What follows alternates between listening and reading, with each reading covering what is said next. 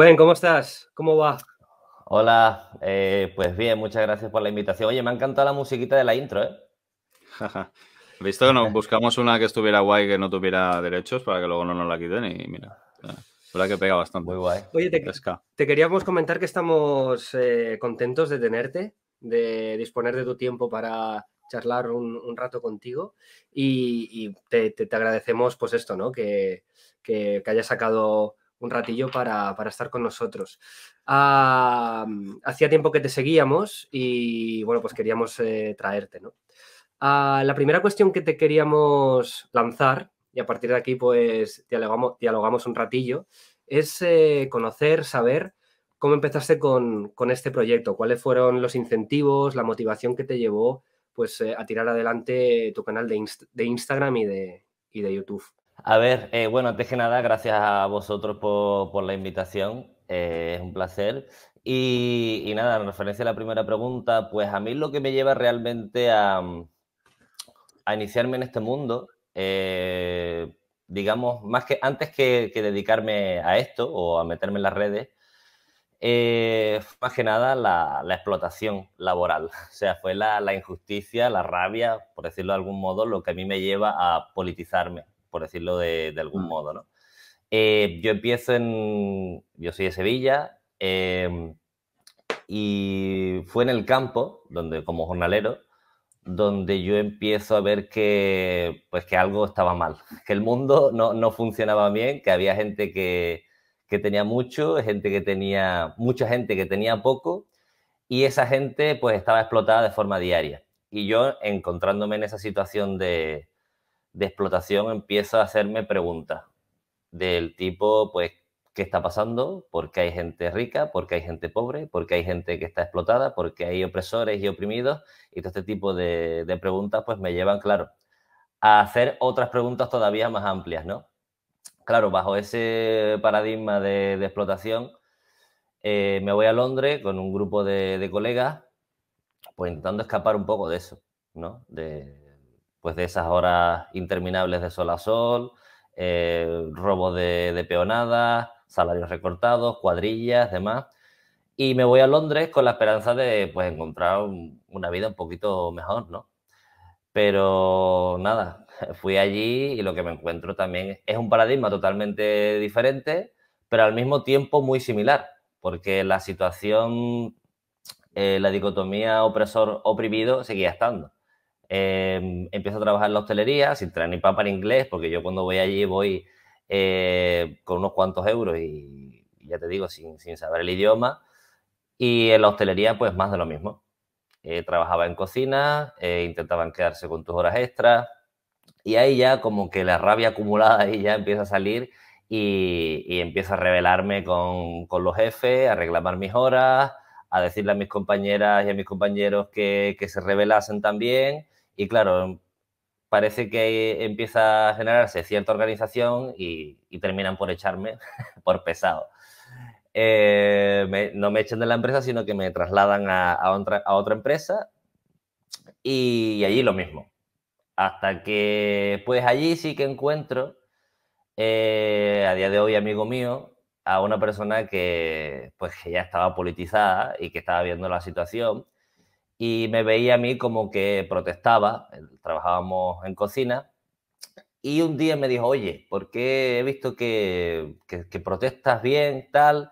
Pero coño, ten cuidado que un día te van a echar, tío. Dice, ¿por qué no te vienes conmigo al Labour Party, al Partido Laborista Inglés, ¿no? Y yo no tenía ni idea de lo que era eso, o sea, no sé por qué es lo que me estaba ofreciendo realmente.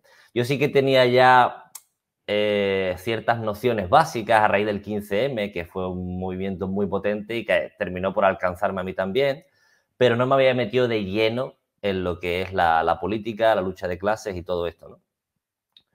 Y a raíz de ahí, pues este hombre era un libro abierto que tenía unos conocimientos de política brutales y yo empiezo a bombardearle de preguntas una tarde sí, una tarde también. Y claro, lo que era muy calmado, yo soy mucho más impulsivo, ¿no? Yo me gusta más, vea, ¿qué vamos a hacer? ¿Cómo podemos luchar? ¿Cómo podemos cambiar esto? Tal. Y decidimos crear esta radio, este programa de radio. por ahí empecé. Y ya después, pues por circunstancias, pues empezamos a separarnos, cada uno se fue a diferentes países, yo quería crear otro tipo de proyectos más en Facebook, Instagram y demás. Y empiezo a crear un proyecto en inglés que fue un completo fracaso, de animación, donde intentaba explicar cosas más o menos básicas o que cosas que yo iba aprendiendo y que me gustaría que otras personas pues también las empezasen a aprender, cosas muy básicas. Y hasta que al final empiezo a meterme de lleno, empiezo a investigar más sobre la política española y me encuentro pues a políticos como Julio Anguita, que tuvieron cierto peso en mi iniciación política, empiezo a ver una cantidad de entrevistas, ponencias y demás, y discursos, y empiezo a compartir todos estos vídeos en internet, en el canal de Robin Hood. Pero cuando inicia el canal, la idea no era que yo saliese en ese canal, sino que al estilo un poco Spanish Revolution iba cogiendo fragmentos de aquí y de allá, subtitulaba aquellos que me interesaban más y los iba publicando. Y esos vídeos sí que tenían cierta tirada, se compartían bastante, entonces ahí el proyecto empieza a salir adelante, ¿no? Y hasta que un día pues me animo y empiezo a poner vídeos donde salgo yo, efectivamente, y uno de los segundos, de los terceros vídeos que subo se hizo viral, tuvo como millones de reproducciones y demás, que era un vídeo además muy, muy simple, que salgo yo encapuchado, parece que me voy a unir a Anonymous, pero se hizo bastante viral y ahí pues bueno, empiezo a plantearme la idea de meterme en este mundo más de lleno, ¿no? Yo creo que fue como llegar a esto para politizar a la gente o para ayudar a ello, pero también para politizarte a ti, ¿no? Al final, Sí. digamos que es un proceso que se retroalimenta. Nosotros, desde nuestro punto de vista, o al menos yo personalmente, imagino que Albert también, un poco lo mismo. Al final, como te tienes que informar y formar un poco para hablar de ciertas cosas, coño, pues al final te enteras tú también de cosas, ¿no? Y es guay, es guay. Y sobre todo por el hecho de que ayuda a la gente. Claro. Creo que es difícil ser consciente de hasta qué punto los vídeos que haces o el contenido que haces o cualquier youtuber, independientemente de la ideología, al final llega a la gente y la ayuda. Claro, desde nuestro punto de vista, al menos desde el mío, hay algunas ideologías o algunos puntos de vista que sería mejor que no llegaran. Pero bueno, ese ya es otro debate, ¿no?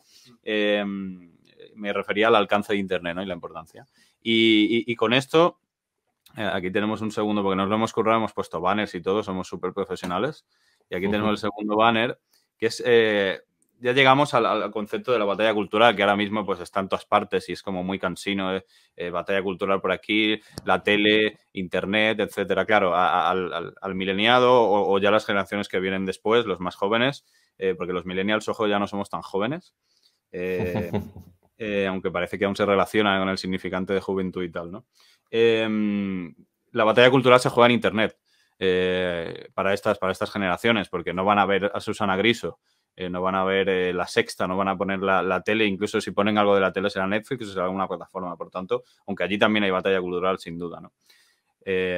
Y entonces, pues queríamos aquí introducir el tema de cómo las plataformas como YouTube, Twitter, pero más concretamente YouTube, porque son dos formatos muy diferentes, además la conocemos algo más, juegan un papel relevante en esto de la batalla cultural.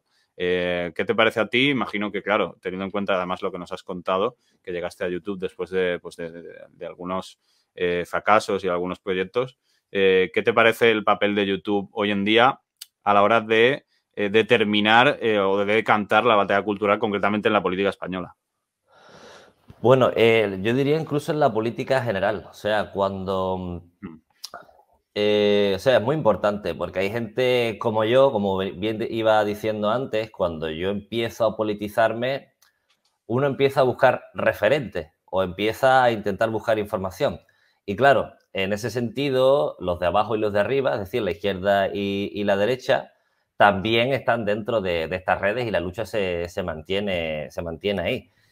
Que, por cierto, una lucha que vamos perdiendo por goleada, además, rollo España-Malta 12-0, brutal.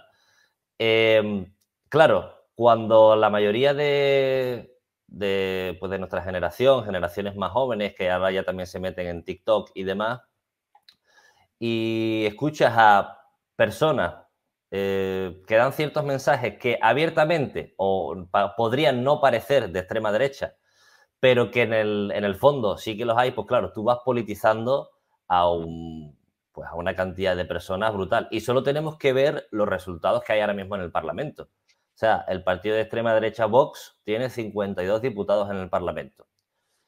En Europa y también en otras partes del mundo vemos que esta situación se replica. O sea, que la extrema derecha está teniendo un auge alrededor del globo, ¿no? Y principalmente no, pero seguramente los creadores de contenido de las plataformas como YouTube, Twitter y demás son directamente responsables de este auge. Eso que no nos quepa la menor duda. De hecho, el otro día leíamos la noticia de Twitter. Era el mismo Twitter que decía, tengo aquí la noticia preparada que dice, Twitter revela que su algoritmo beneficia a la derecha. O sea, el propio Twitter reconoce que el cómo está organizada la plataforma beneficia a los discursos de derecha. Ellos dicen que no saben por qué y demás, pero claro, la diferencia que hay entre los de abajo y los de arriba, es decir, los de izquierda y los de derecha, es que el discurso predominante es el que defiende la derecha. Entonces, claro, el discurso predominante está mucho más extendido en la sociedad que el discurso de cambio, el discurso de rabia, ¿no? Entonces, mucho más, aparte que nosotros apelamos mucho más a la razón, es decir, intentar cambiar la sociedad en base a ciertos razonamientos lógicos, en base a la ciencia, en base a la igualdad, en base a la verdadera libertad, no a la que defiende personajes como Ayuso y demás. Pero claro, ellos apelan a las vísceras. Entonces, cuando se apela a las vísceras, YouTube te puede premiar porque el único objetivo de YouTube, recordemos que es una plataforma creada desde el sistema económico en el que nos encontramos, el sistema capitalista, y por lo tanto lo que va a querer YouTube es generar un beneficio. ¿Cómo genera beneficio YouTube? Manteniendo al usuario el máximo tiempo posible detrás de la pantalla.